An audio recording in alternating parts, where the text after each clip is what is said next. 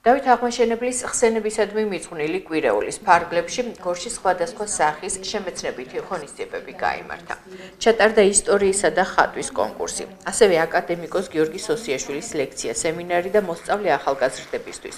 ეთნოგრაფიულ მუზეუმში მოეწყო სპეციალური ტური. მოისმინეს თამარ ქორელის ლექციაც, რომელიც დავით აღმაშენებლის ნუმიზმატიკურ მემკვიდრეობას ეხებოდა.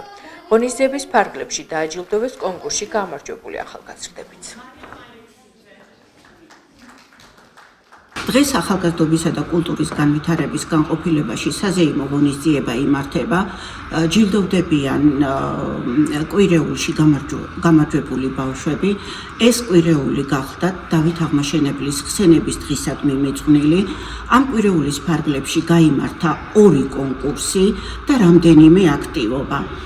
როგორიც იყო ლექცია მიძღვნილი დავით აღმაშენებლის ეპოქის შესახებ, ასევე ეთნოგრაფიულ მუზეუმში მოსწავლეთა სტუმრობა და კიდევ გეგმავთ აქტივობას, როგორიც არის ექსკურსია გელათში ამ გამარჯვებული ბავშვებისათვის. ისტორიის კონკურსი 2 ტურად განხორციელდა, ეს იყო შესარჩევი და ფინალი. შესარჩევში შევარჩიეთ ჩვენ ტესტირების საფუძველზე 16 ფინალისტი მოსწავლე, ხოლო ფინალურმა ტურმა გამოავლინა 4 გამარჯვებული მოსწავლე.